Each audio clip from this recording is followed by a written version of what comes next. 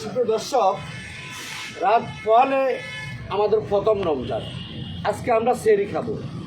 আজকে সেহরি খাবো সেই জায়গা থেকে আমরা দেখছি চট্টগ্রাম প্রাইম মোবাইল অ্যান্ড বিবি গেটের সামনে যে শ্রমিক ইউনিয়ন আছেন, যারা লরি চালান, লরির ড্রাইভার, তাদের যে সংগঠন আছে, সেই সংগঠনের সামনে সকাল 9টা থেকে উনি অনশন করছেন।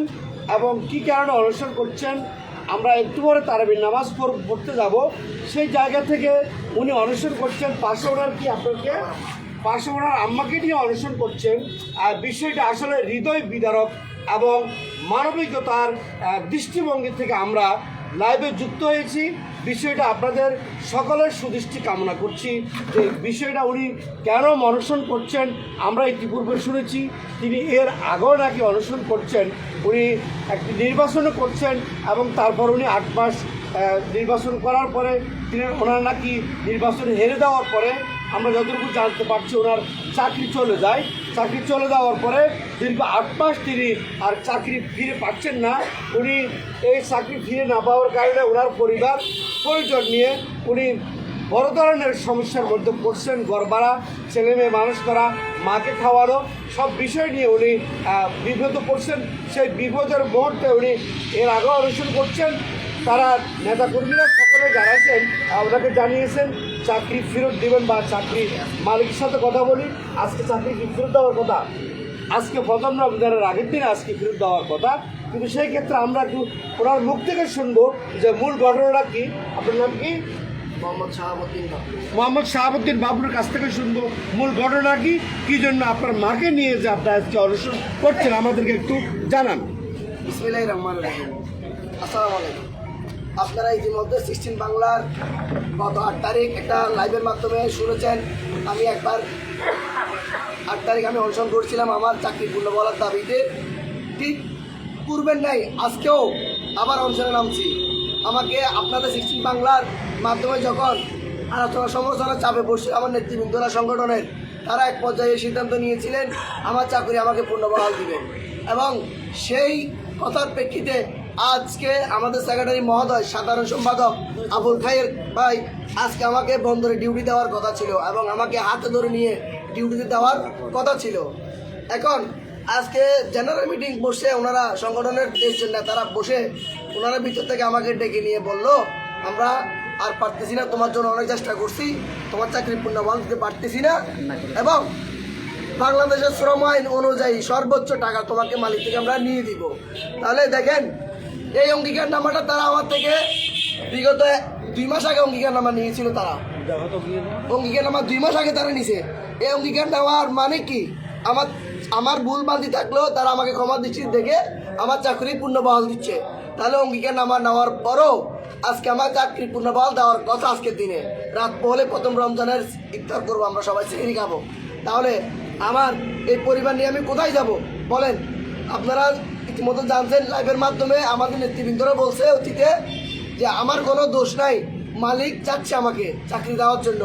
আমাদের বাতে 2-1 জন কিছু দুষ্কৃতিকারীদের জন্য তারা আমাকে পূর্ণবল দিতে পারতেছে না এবং এখনো পর্যন্ত ওই দুষ্কৃতিকারীদেরকে সংগঠনে এনে তারা যথাযথ জবাব এবং জিজ্ঞেস করতে পারে নাই আমার বিরুদ্ধে যে অভিযোগগুলো করতেছে সত্য না মিথ্যা এগুলো যাচাই করতে পারে নাই।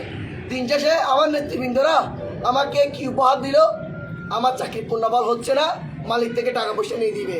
তাহলে আমি আপনাদের মাধ্যমে সবাইকে জানাতে চাই, আমি একজন সাধারণ শ্রমিক হিসাবে আমি নির্বাচন করে কি আমার অপরাধ ছিল? আমি কি আজকে যে নেতা হই না সেটা কি আমার অপরাধ? আমার বাদে একজন নেতা হয়েছে সহসাংগঠনিক সম্পাদক এহসান ভাই। কোথায় আজকে মানবিক নেতারা কোথায়? আজকে এই নেতাগুলো কোথায়? আমি বেশি কিছু বলবো না, সকলের কাছে আপনার দিচ্ছে একটাই অনুরোধ, আমার চাকরি যেন পূর্ণ বহাল হয়, আপনারা আমার পাশে থাকেন। সুপ্রিয় দর্শক, আমরা একটা জিনিস জানতে পারলাম যে আপনি বলছেন কেরোসিন নিয়ে, পেট্রোল কেরোসিন নিয়ে গায়ে আগুন দিয়ে পোড়া যাবেন, এটা কেন বলছেন আপনি? আমি এই কথাটা এই কারণে বলছি, আমার দোষ মানুষের দোষ করি থাকে, আমি দোষ করছি কিছু না কিছু আমার দোষ আছে মানলাম। আমার দোষগুলোর জন্য আমি পর্যাপ্ত পরিমাণ আজকে 7টা মাস তাদের পায়ে ধরে ধরে ক্ষমা চাইছি। ক্ষমা চাওয়ার পর তারা যে আমাকে ক্ষমা করতো তাহলে আমার চাকরিটা পূর্ণবহাল হইতো, যেহেতু পূর্ণবহাল হচ্ছে না, পূর্ণবহাল হচ্ছে না, তাহলে আমার ওরা ক্ষমা করে নাই, ক্ষমা যেহেতু করে নাই, বাংলাদেশের কোথাও আমাকে চাকরি করতে দিবে না। সুতরাং যেহেতু চাকরি করতে দিবে না, তাহলে আমরা মা সন্তান কেরাসিন তেল ঢেলে আমরা মরে যাই, তারা শান্তি থাকুক। আমি সারা পথ রাস্তা দেখতেছি না ভাই। আপনি কি ব্যাগে কেরোসিন তেল আনছেন? আমি আবেদন করে যাবো ভাই, কেন? আমি মরে যাবো। যেহেতু তারা আমাকে পিঠে না মেরে পেটে মারতেছে, তাহলে আমি নিজের জীবন রেখে লাভ কি? মরে যাবো। আপনি কেরোসিন তেল দিয়ে কেন মারা যাবেন? আপনি এটা কেন বলতেছেন? আপনার জন্য দেশের মানুষ আছে, ওরা আছে। আমি যেহেতু সবাই দুবারে দুবারে গেছি আমরা। আমার সবাই তো আমার ছেলের পক্ষে সবটার কাছে মাপ চাচ্ছি, হাত ধরে মিনতি করছি। আপনি কেরোসিন তেল দিয়ে কেন আপনি গায়ে আগুন ঢেলে মারা যাবেন? যেহেতু নেতারা আমাদের নিরু ভাই, আমি এখন আমার দাবার সাথে মিলতে গেছি।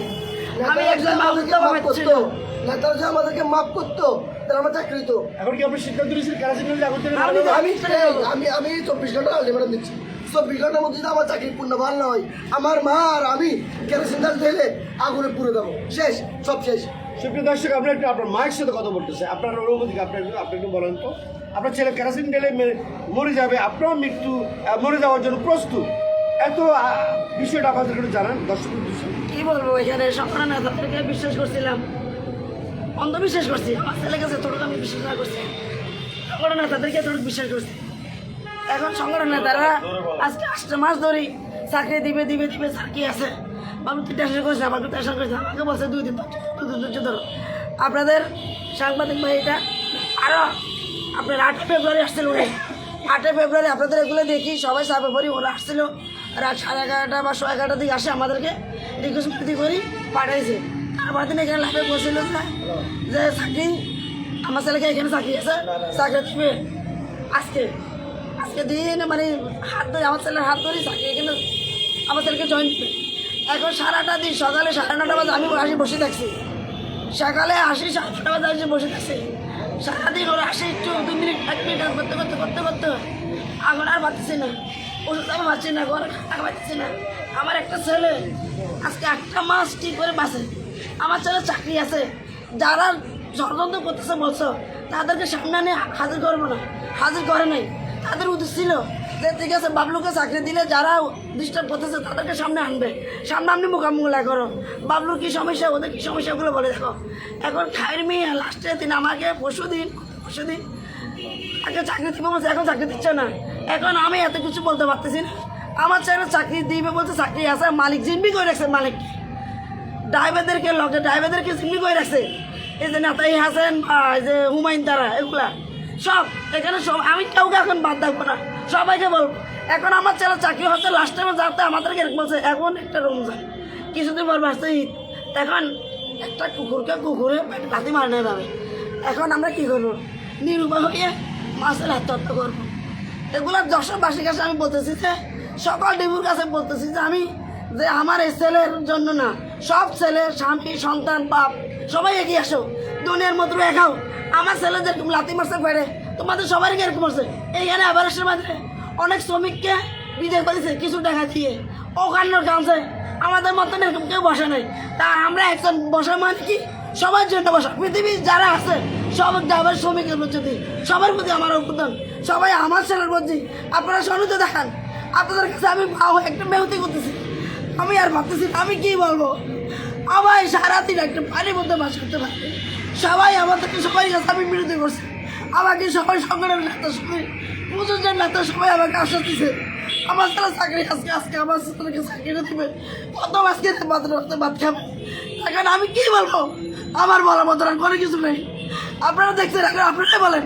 আপনারা সবাই আমার কাছে আমার ছেলের জন্য এগিয়ে আসেন, আমার বলার কিছু নাই। সবার কাছে আমি রাখি। আসসালামু আলাইকুম।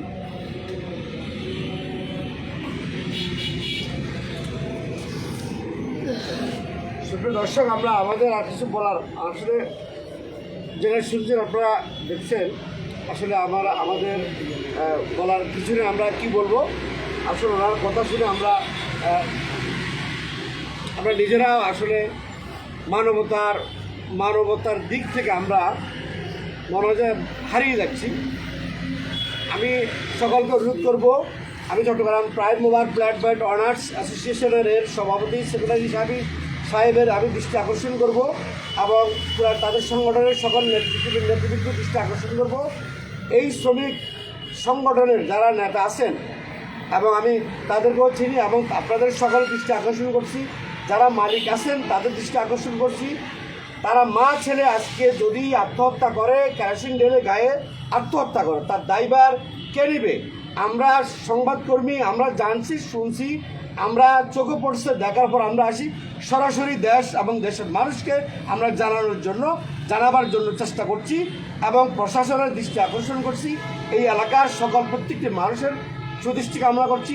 এই শ্রমিক সংগঠনের প্রাইম মোবারের যে শ্রমিক সংগঠন আছে, এই শ্রমিক সংগঠনের 2088 এই সংগঠনের সকল নেতাদের সুদৃষ্টি কামনা করছি। আসলে এই ড্রাইভার, উনি চালক একজন, উনি কি আসলে কোনো ষড়যন্ত্রের শিকার নাকি উনি অন্য কোনো কিছুর শিকার? যে 8টি মাস উনি এই সংগঠনের ভোটার, এই সংগঠনের নির্বাচন করছেন, তাহলে সেই সময় নির্বাচনে তার হার জিত আছে, নির্বাচনে হারার পরে তার চাকরিটাও চলে গেল। আজকে তারা মা ছেলে এখানে অনশন করছে এবং মা ছেলে আত্মহত্যার পরিকল্পনা নিচ্ছে। আত্মহত্যা যে কোনো মুহূর্তে তারা করতে পারে, গায়ে কেরোসিন ঢেলে আগুন দিতে পারে, তাহলে এই ড্রাইভার কে নেবে? আমরা সকলের কাছে অনুরোধ জানাবো, সচেতন মহলের কাছে অনুরোধ জানাবো, দেশের সকল নাগরিকদের কাছে বিনীতভাবে আহ্বান জানাবো, প্রশাসনের দৃষ্টি আকর্ষণ করছি এবং প্রাইম মোবার প্ল্যাটফর্ম অনার্স মালিক অ্যাসোসিয়েশনের সুদৃষ্টি কামনা করছি। এই সংগঠনের 2088 সংগঠনের সকল নেতা এবং শ্রমিকদের দৃষ্টি আকর্ষণ করছি। এই বাইকটাকে আপনারা চাইলে একটা মানুষকে চাকরি নেয় তাকে সহযোগিতা করে এই সংগঠন চালাতে পারে এবং এই সংগঠন চাইলে অন্য একটা জায়গায়ও তাকে চাকরি দিতে পারে, কিন্তু 8টি মাস সে চাকরি করতে পারছে না, অসহায় জীবনযাপন করছেন। এবং একটু পর আমরা সেহরি খাবো রাত্রে, আজকে কালকে থেকে রমজান, তাহলে এই মা ছেলের কী অবস্থা হবে? তাদের আমি মশার জন্য বসতে পারতেছি না, তারা সকাল 9টা থেকে এখানে অনশন করছেন। বিষয়টা এই সংগঠনের যারা নেতৃবৃন্দ আছে আপনাদের সুদৃষ্টি কামনা করছি এবং সর্বমহল সকল মালিকদের দৃষ্টি আকর্ষণ করছি।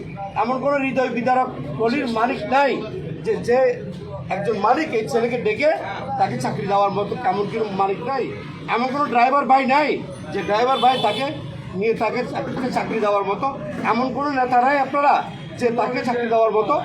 এমন কোনো বন্দরের এতগুলো ডিপু, বন্দরের আন্ডারে কোনো ডিপু থেকে কোনো আপনাদের লোক নাই যে এই ছেলেটি কি আক্রমণের শিকার না কিসের শিকার? শুধু এই ছেলেটির চাকরি 8টা মাস নাই। আমি তো মনে করি যে আমরা মনে করি একটা সংগঠন এইমাত্র করা, এই কারণে করা, একটা শ্রমিকের যদি কোনো সমস্যা হয় সে শ্রমিকটাকে তাকে পূর্ণ বহন করা, তাকে সমস্যাটুকু সমাধান করা। সুপ্রিয় দর্শক, তাদের এই হৃদয় বিদারক ঘটনা দেখে আমরা নিজেরাও আমাদের সেই জায়গা থেকে, আমাদের মানবতার বাসা থেকে আমরা হারিয়ে গেছি। আমরা আসলে সকলেই সহযোগিতা করি।